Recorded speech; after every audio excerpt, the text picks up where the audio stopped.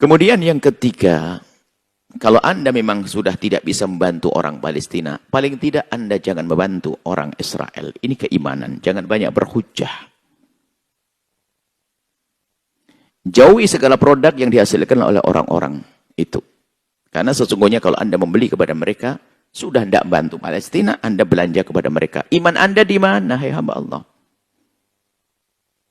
Dan jangan banyak berhujjah lah, itu kan sudah pegawainya kan orang Indonesia semuanya. Lalu bagaimana kalau saya hentikan produk itu? Nanti orang tidak punya pekerjaan. Ini orang-orang Indonesia yang bekerja di tempat tersebut harus kita rindukan paling tidak. Kalau Anda tidak bisa mengeluarkan jiwa Anda untuk berjuang, harta Anda untuk berjuang, paling tidak Anda punya kesabaran untuk menghentikan. Untuk tidak membeli produk mereka. Dan buahnya nanti kalau kita sudah berani seperti itu, maka apa buahnya? Buahnya adalah produk saudara kita akan terangkat. Karena manusia tetap akan butuh kepada makanan, butuh kepada minuman, butuh mau tidak mau. Dan akan terangkat saudara-saudara kita. Saudara kita siapa yang terangkat itu? Saudara kita yang peduli dengan Palestina itu. Dan memang harus sedikit dijelaskan. Perlu dijelaskan tentang produk musuh kita itu ada 3. Paling tidak ada 2 produk. Atau 3. Yang pertama produk yang kita pasti boleh beli dari mereka. Yaitu apa? Untuk berperang. Kita boleh membeli senjata karena mereka telah menembak kita. Sementara kita tidak punya tembakan. Saya akan beli senjata dari mereka dengan bermacam-macam cara untuk menembak mereka. Maka untuk bersaing dalam peperangan kita sah. Atau yang kedua adalah untuk bersaing dalam pergulatan ini. Percaturan dunia ini. Teknologi segala macam. Kita bisa menggunakan produk mereka. Karena memang apa? Kita belum punya. Belum ada di tempat kita. Yang sesuai supaya kita tidak kalah terus dalam dunia ini. Teknologi-teknologi kita bisa mengambil milik mereka jika memang tujuannya adalah untuk melawan teknologi mereka. Sebab kita tidak akan mampu. Misalnya, adapun yang ketiga adalah produk yang Anda sendiri punya. Tetangga Anda punya urusan air, urusan susu, urusan kerupuk. Masa beli kerupuk aja harus nyumbang ke Israel? Anda ini bagaimana? Beli air saja nyumbang ke Israel. Lebih baik haus. Anda jangan berhujjah, hai hamba Allah, dalam hal ini. Anda sudah waktunya membeli air tetangga Anda hari ini. Anda sudah waktunya beli produk tetangga Anda. Saudara Anda.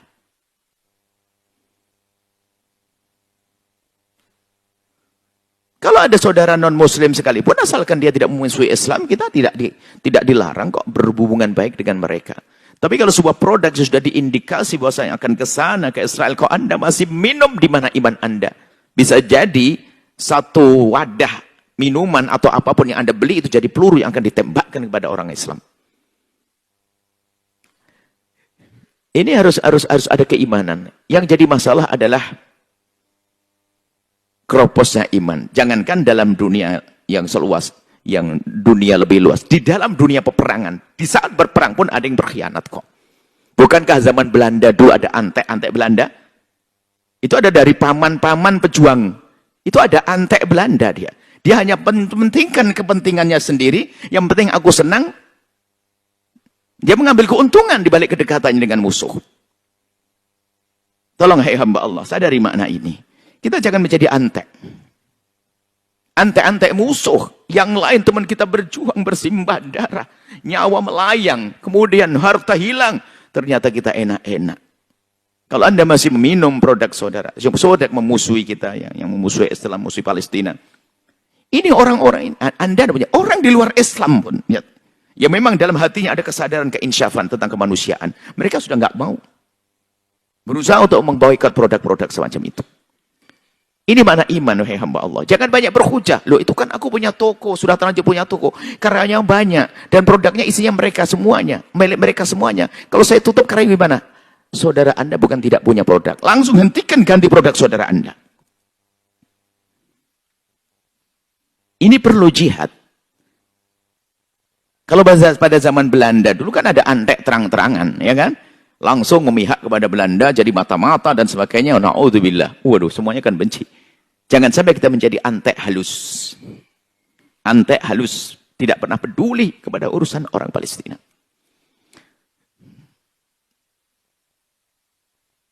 Kadang sepanjang perjalanan kita masih menemukan di tempat, di pondok pesantren, tempat dakwah dan sebagainya. Begitu mudahnya menyajikan minuman ataupun apapun yang ternyata diindikasi ini adalah untuk memerangi Islam Palestina, memerangi kaum tertindas di Palestina. Baik, ini di antara yang perlu kami hadirkan ya, kisah Nabi Musa AS. Ayo kita semuanya insaf, itu saja. Kami ingin mengajari insaf dari diri kita sendiri. Paling tidak jika Anda pun belum bisa menyumbang, membantu Palestina, karena memang kita kelas pelit, kita kelas tinggi, paling tidak Anda jangan membantu musuh Palestina, biarpun hanya 1 rupiah pun. Pastikan itu, lebih baik haus. Lebih baik saya menggodok air sendiri, lebih baik saya bikin susu kekuningan, saya beri susu asli milik saudara kita, dan seterusnya, dan seterusnya. Dan coba saja Anda bayangkan, saudara kita punya produk banyak. Tapi produknya bagus-bagus, tapi tidak berkembang. Kenapa? Karena kita lebih senang dengan produknya orang yang memusuhi kita. Sehingga saudara kita tidak kita beli. Mana bisa berkembang? Toko-toko Anda harus berubah hari ini. Ini di luar kita malu dengan Allah dan juga malu dengan orang non-muslim. Orang non-muslim di luar sana yang punya kepedulian betul memboikot juga. Bagaimana umat Islam kok masih ada?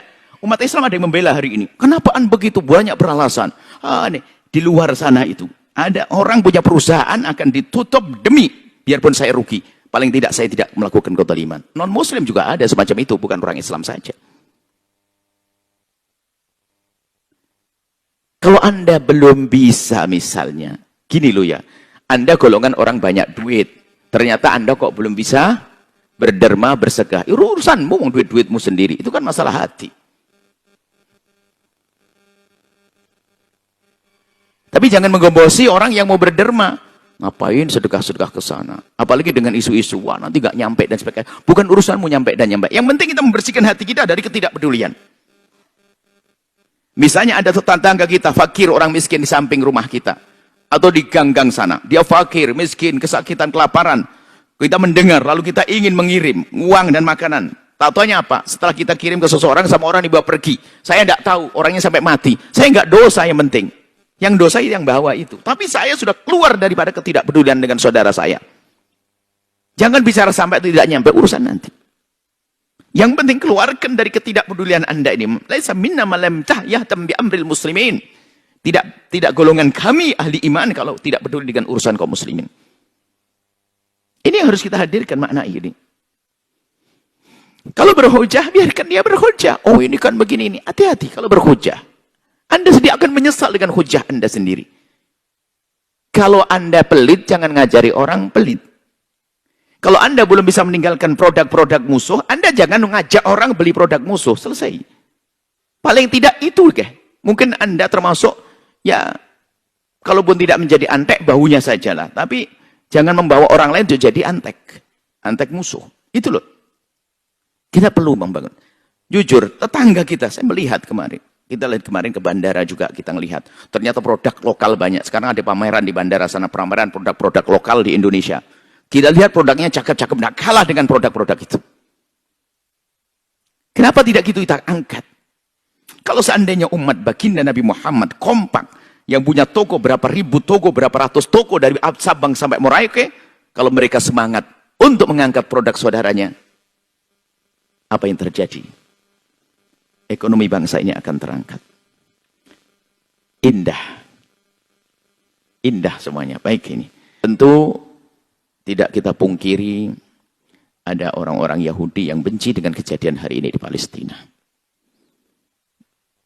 Karena memang ini adalah bukan sekedar urusan agama, seharusnya kita berpikir ini sudah kemanusiaan.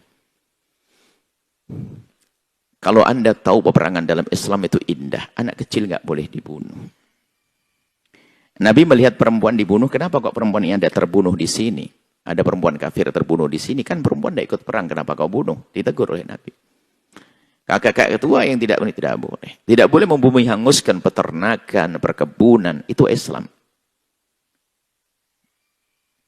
Tapi lihat di luar Islam sana, lihat. Membumi hanguskan peternakan dan seterusnya bayi